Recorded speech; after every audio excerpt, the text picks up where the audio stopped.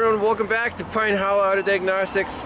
2009 Audi Q7, 3.8 volts on the battery. It's dead right now. The owner says it's been acting up.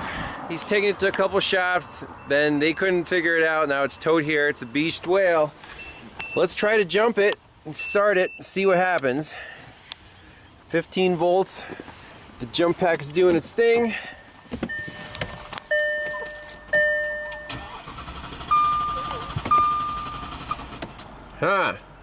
Doesn't want to start. Okay. I might have to hook up jumper cables and let this thing charge up a little bit. So I got my truck hooked up. We're charging the battery, and might as well do a health report with the Think Tool Pros. It's a red tree as expected. So just going to do a report.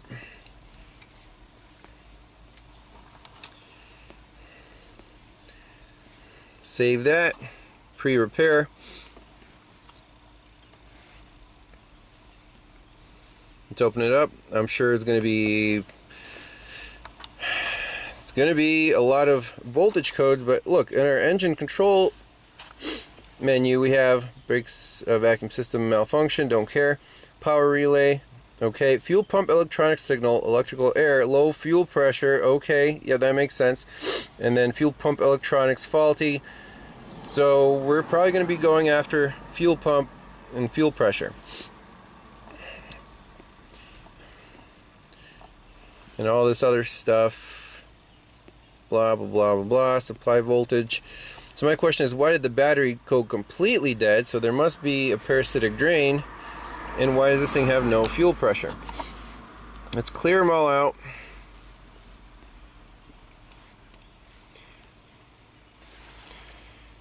And start this thing from scratch. Okay, so after the code clear, we only have a few left. Some alarm horn, don't care. Central locking button, exterior door handle, don't care. Steering angle sensor, don't care about that. Steering angle sensor, okay. Let's go right into the engine computer and see if we can command the fuel pump to run and see if any fuel pressure builds. So voltage supply relay for engine components must switch, continue to switch, okay. Next, signal line for fuel pump electronics electrical malfunction must continue to switch, okay. Test in progress.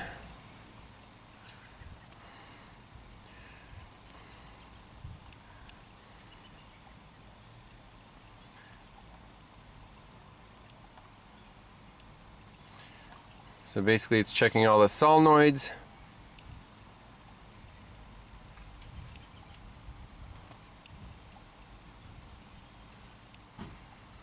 Okay.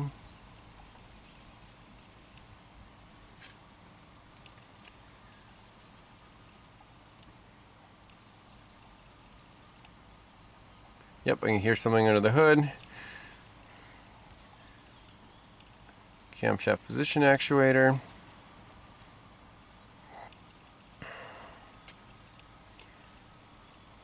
Bank 2. Bank 1 exhaust.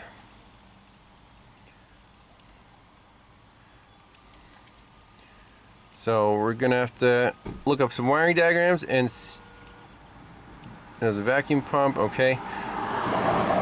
And my first time, yeah, go ahead. First time, it did read that somebody said it might be a vacuum pump somewhere too. No, vacuum pump, okay. Yeah. Well, it shouldn't have anything to do with fuel pressure, yeah, but we'll get there. Fuel pressure regulator valve. So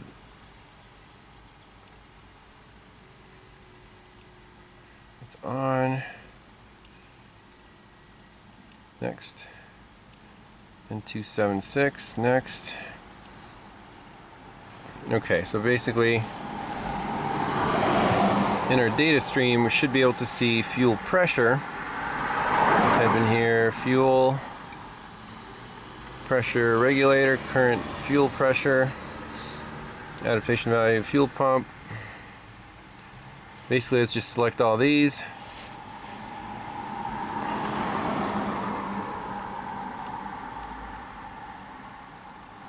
Fuel rail pressure spec 50 bar, which is about,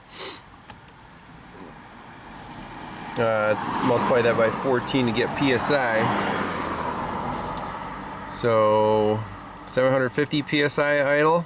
So it's, you know, for direct injection. That makes sense. So let's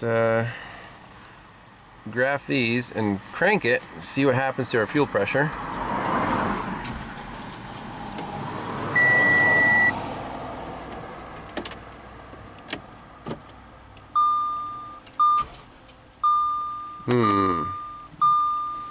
I wonder if the battery is completely spanked and it doesn't even have enough current to crank the engine over.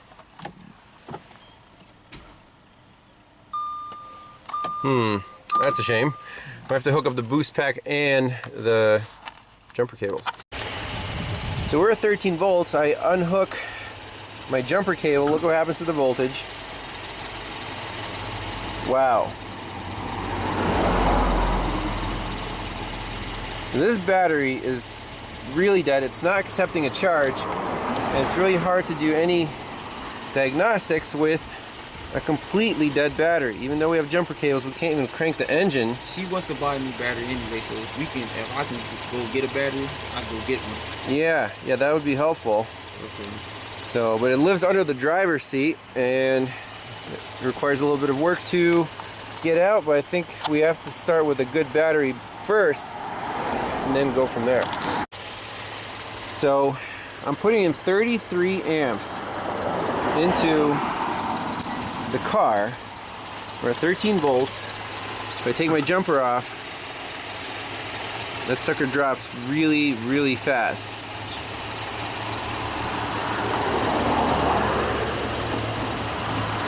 So is the battery accepting that charge? Or is there a huge parasitic draw? Well, it would be really nice to get to the battery, except for Audi, you know, it's an Audi. They hid the battery under the driver's seat, and to even get to the cables, you have to pop this cover off. We're close, but you need to tilt the seat up. You gotta get these bolts out. They're a special bolt, and they're very rusty. So my Torx bit, closest one I have, does not fit. It's loose. It's starting to strip the bolt out. That's hopeless. I mean, that's super corroded. We need the right socket to even get to the battery cables, which is honestly ridiculous. I can try to lift this up and get an amp clamp in there, but that's not easy. Is this a showstopper, or can we go to Advanced Auto Parts and get the right sockets? I guess we'll see. So on the ground cable here, I'm measuring 25 amps. So perhaps this battery is accepting a charge. We can try to go to the other one, the positive post, and see if that's the same number, because I don't think anything else goes to this main lug. That's just the battery being grounded to the body of the car. So I'm gonna have to wait a little while for it to charge up to even attempt to crank. We can try it again. Let's see. Oh. Okay, that's promising. So let's wait a little while longer. We're still, the battery is accepting 25 amps. It is cranking better now, so it might be in good shape. All right, while the Audi is charging up from the XL7, let's do some research on this fuel pump system. How many fuel pumps does it have? What controls the fuel pump? So there's a fuel pump control module. I'm talking about the low side, and it lives on the right side under the rear seat bench, directly under the floor covering. Turn ignition, remove the ignition key, remove the right seat frame and second row, remove the sill trim strip, press the floor covering to the side and disconnect the connector 1. So right there, I guess that's the door. So the fuel pump module should be there. Now how is it wired in? On the non-OE diagram, so there it is. It says front of fuel tank under vehicle, which does not match the OEM descriptions. But there's our fuel pump, just power, ground, and a control wire. So pretty simple here, just one fuel pump.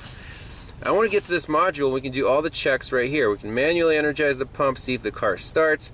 We can check for power and ground at the module, check the control, whatever we need to do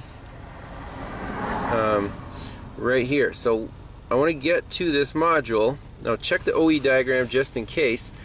It is the J538. You can see all the wiring colors match up, brown and white, red and yellow. That's our fuel pump. Then we have the power feed on pin 3, red and blue, ground on pin 4, brown, and then the control wire is one of these, it's pin 5. Could be two different wiring colors. We need to find this fuel pump control module. Right, seat frame in second row. So let's try to find this guy. Well, I can see the module, but I can't test it without removing the seat. And to remove the seat, we need those special E sockets. Dang.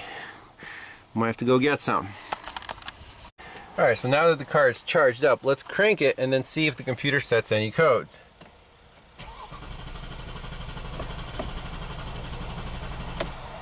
Okay. Read DTC.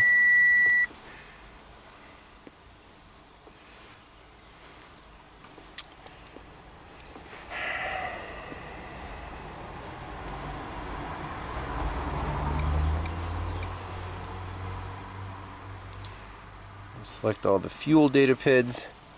There should be a low pressure. Current fuel pressure regulator.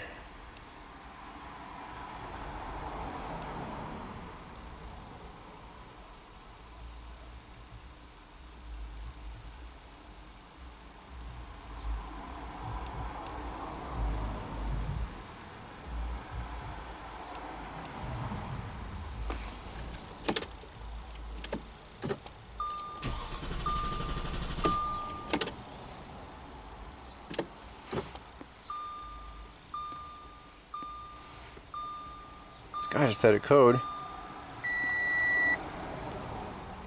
Nope. We have to get that seat out.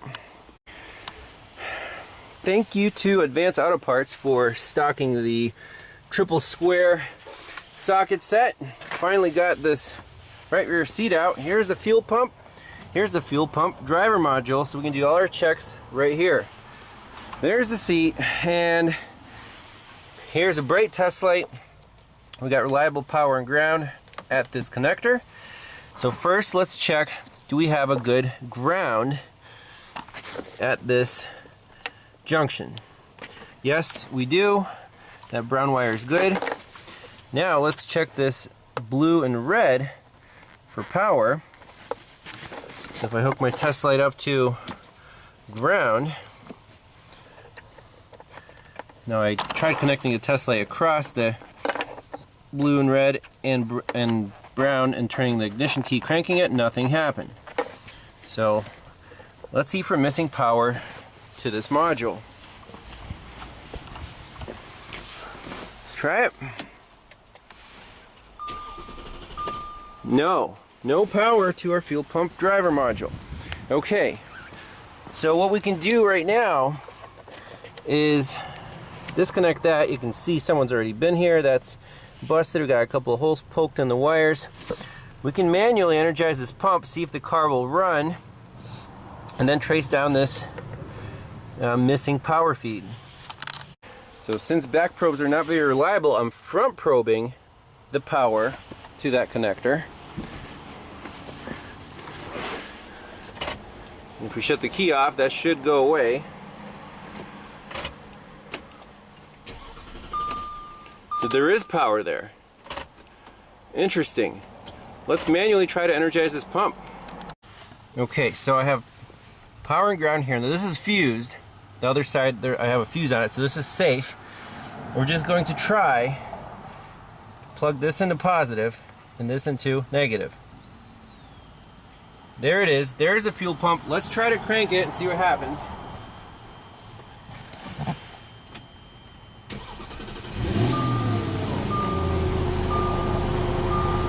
Okay, great. The fuel pump's working, car's running.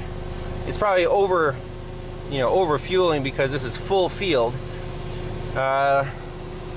Let's look at that communication wire and see why the car isn't turning on the pump itself.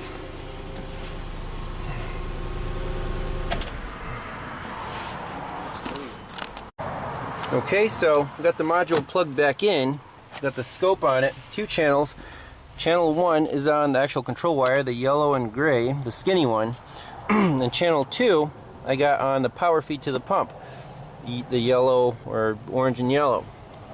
Also a test light connected to the orange and yellow, so if the module tells the pump to turn on and sends a voltage on that wire, we'll see the test light light up. What do we see on the scope? Well, there is some kind of duty signal. Is that coming from the computer or the module?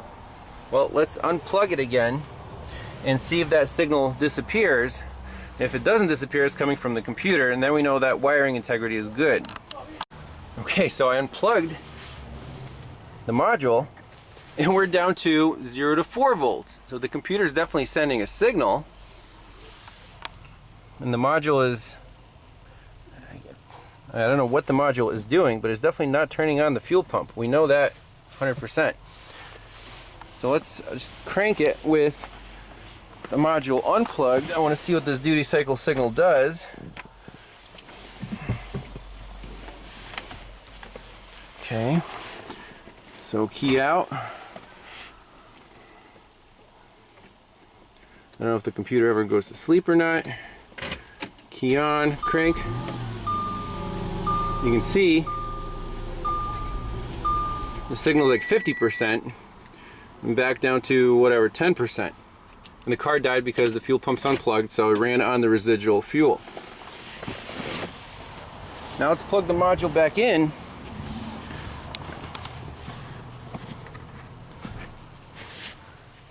There it is, clipped in. We're up to 0 to 12 volts now.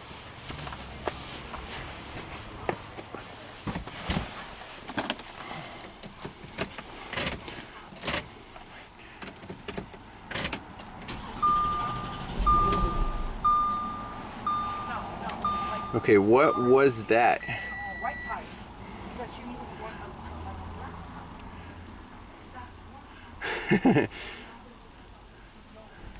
That is some crazy stuff.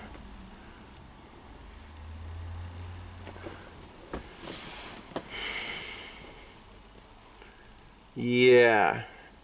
So it might have tried something, but it really messed up the signal from the computer and didn't provide enough for the fuel pump to turn on. I mean, that's just nuts right there. And then the computer's like, okay, come on, turn on. Nothing. So that fuel pump module is bad, is dead. We'll save this capture, that's pretty neat. But that's it. So we'll see if we can get one somewhere, price it out, and should be pretty easy to install since we have the seat out already. This car should be back on the road. Now we don't know if there's a parasitic battery drain, but the owner says the only reason the battery is completely dead was his wife tried to crank the car for like probably half an hour until it stopped cranking and then gave up. So that explains a completely dead battery. So we'll go from there.